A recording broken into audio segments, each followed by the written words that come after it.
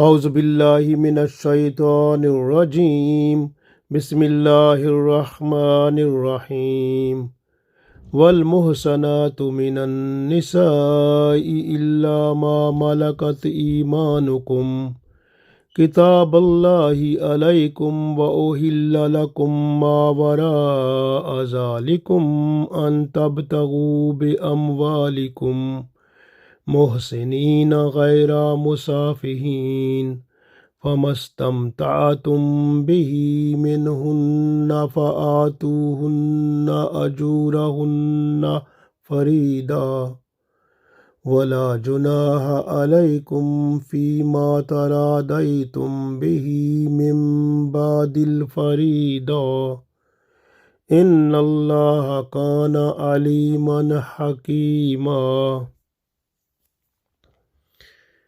Dear friends, Assalamu alaikum wa rahmatullahi wa barakatuhu. I recited Surah An-Nisa Ayat number 24. In this ayat, Allah tells us about the women which have been prohibited. So you are not allowed to marry them.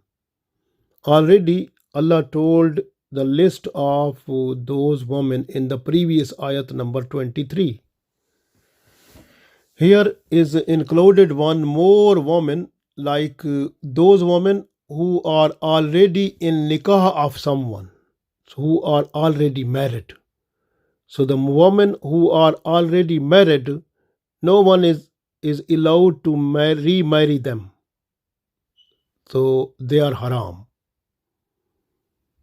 So first Allah told about them that when these women who are already married with someone, there is only condition if that person who is the husband, if the husband gave divorce to the woman, then after passing 3-month limit, so that woman, if you want, you can marry with that woman, then she will be halal. But when she is under nikah of someone, she is not halal. The other chance is that one, if the woman who is already wife of someone and the man who is husband, if dies, so after the death of husband, this woman will wait 4 months and 10 days. Then she will be able to marry any person, or she will be halal. You can marry if you want to that woman. But when she was in nikah with someone, so she was haram. Any woman who is wife of someone is haram for other person to marry that woman. So that is Islamic ruling which Allah told in this ayat. Wal muhsanatu minan nisa. So Allah said the married women are prohibited. Those are not lawful to remarry. So these are completely haram. Next Allah said, Illa ma malakat imanukum. But those women who bound to you, or who are coming under your belonging, like under your bond or under your ownership. So these women especially are those women who are arrested during the war, and these are called the prisoners of war. So when at the battlefield or with the war, the women who are prisoner of war, So these are made slaves. Their nikah with their husband is already broken when they are arrested or they are under the occupation of Muslim soldiers. So then their nikah with their husband is broken. Then they will come to the Islamic government, and the ruler of Islamic government, he will be the person who can exchange them with the prisoners of war, like Muslim soldiers who are under prison in the jails of Kuffar. So these women will be released to them, and in exchange they will release Muslim soldiers from their prison. Or the other authority, the Muslim ruler has authority that he can release all the women who are prisoner of war without any reason, like without any obligation, without any demand. So he can release, he is authorized. The second, he can release them in exchange of some money or in exchange of some wealth or something. So this is other possibility. And third possibility is that he can release these women in exchange of Muslim who are prisoner of war with the enemy. So when Muslim ruler will release these women, in exchange the enemy will release the Muslim prisoners of war. If there is no any condition from these one, then these women, they will be registered, and these all prisoners of war women, these will be registered, and then they will be distributed among the soldiers. So, and in the register, the name of the woman to whom she had been allotted will be written there. Like when the woman has been allotted to someone, so that will be written in the register. So then the person to whom she has been allotted, she has been given, then that person is the owner of that woman, and she will be called maid slave of that person, and will follow the person command. So in sexual point of view, after passing one menstrual period,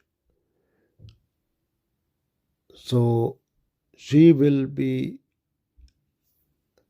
lawful for the owner to have sexual relation. If the woman is pregnant, then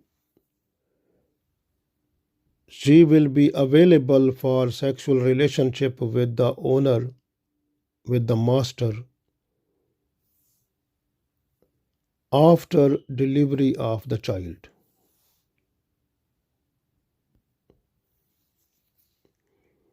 So very important. So this way, this is a ruling of Islam. This way Allah said, Kitab Allahi alaykum. So these are written for you. It means these are special ruling of Allah for you.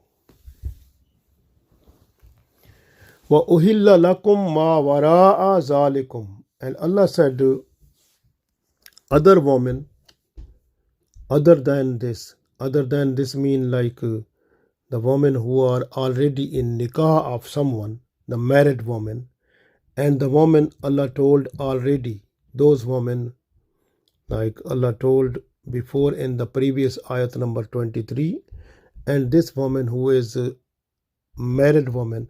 So these are women who are haram, and all other women they are halal for you, and you are allowed to do nikah with them.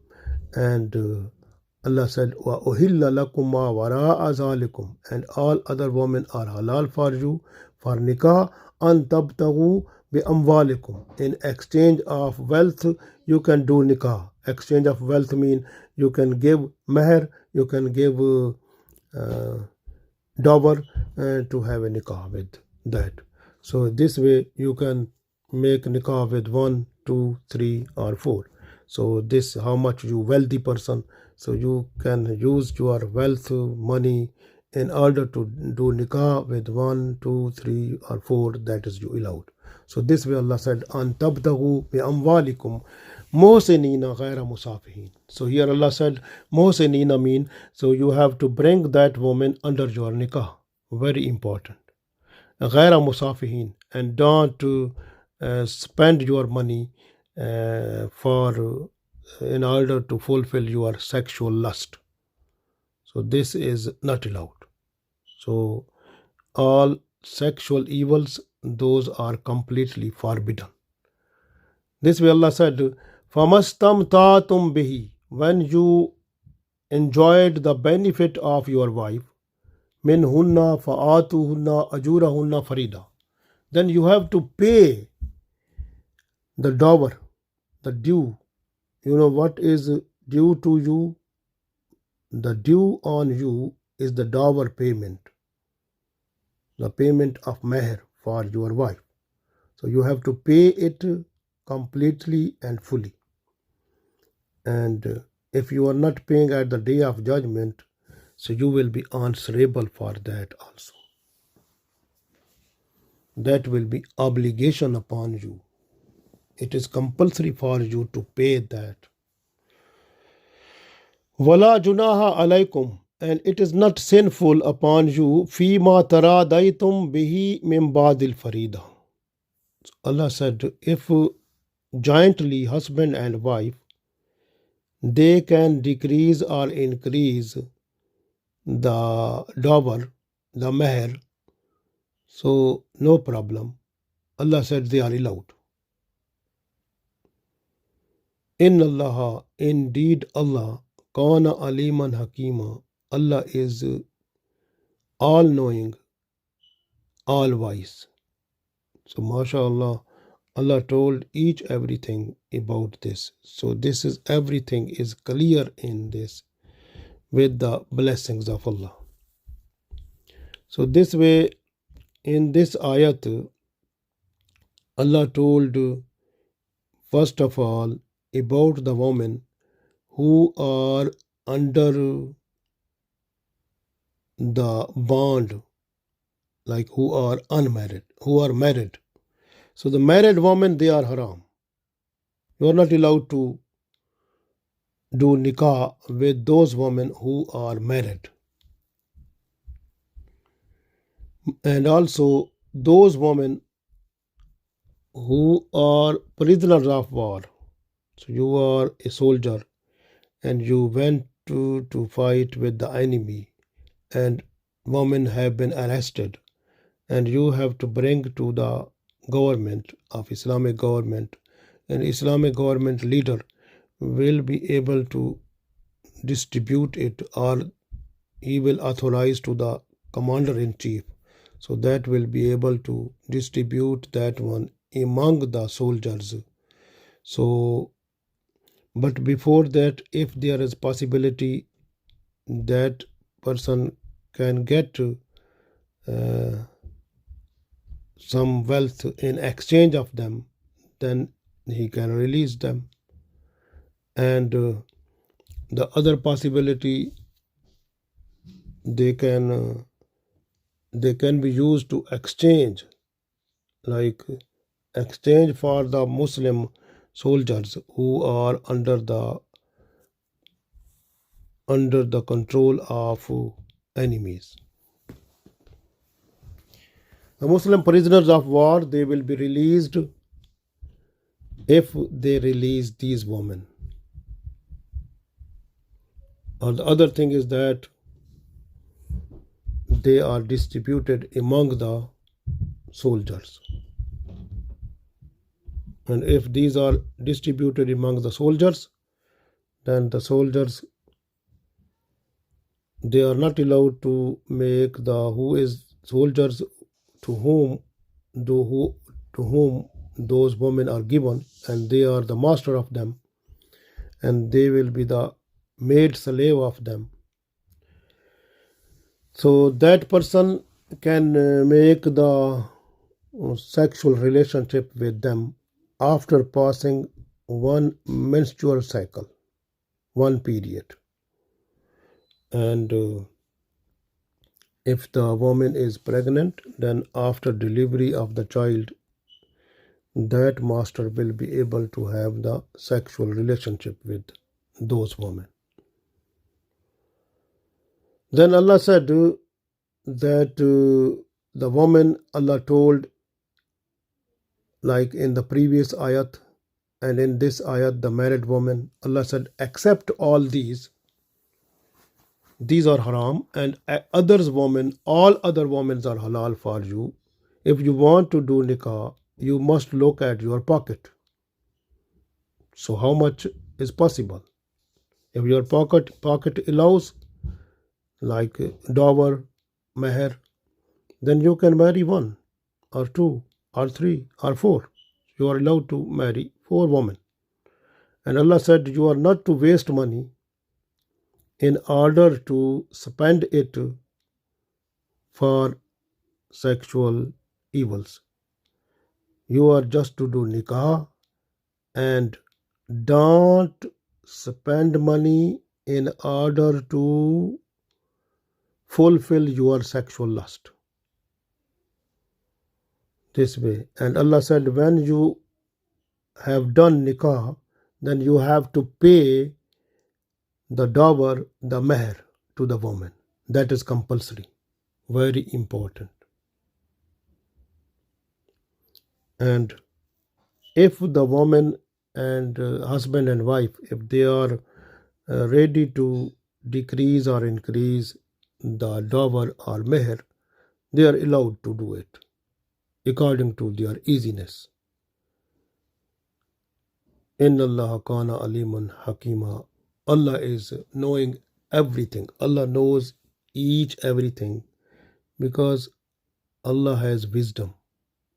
So all these rules and regulations which Allah has given us, these are a special wisdom of Allah for us, in order to look our social system and our setup according to the teachings of Islam that have been blessed to us by Allah and Holy Prophet Sallallahu Alaihi Wasallam. Very important. This way, we must understand that what we got from Allah, so we have to fulfill that. Holy Prophet Sallallahu Alaihi Wasallam said, if you have made slave, and if you provide her good education and training, respect and regard, and teach akhlaq and respect and regard to her, and then give freedom to her and do nikah with that one, then you will get a double reward. So this is the special message of Holy Prophet Sallallahu Alaihi Wasallam, because Islam discourage the slavery. Islam encourage freedom. This way Holy Prophet Sallallahu Alaihi Wasallam said, if you are the master of a slave, you give the slave good education and training and good akhlaq and respect and regard, and then give freedom to that one and do nikah with that. You will get the reward double. This hadith is in Bukhari. MashaAllah. So very important for us to follow what is ruling in Islam in order to make our this life and the life hereafter better, so that we can get reward in this world and the world hereafter. Allah give us tawfiq. Ameen.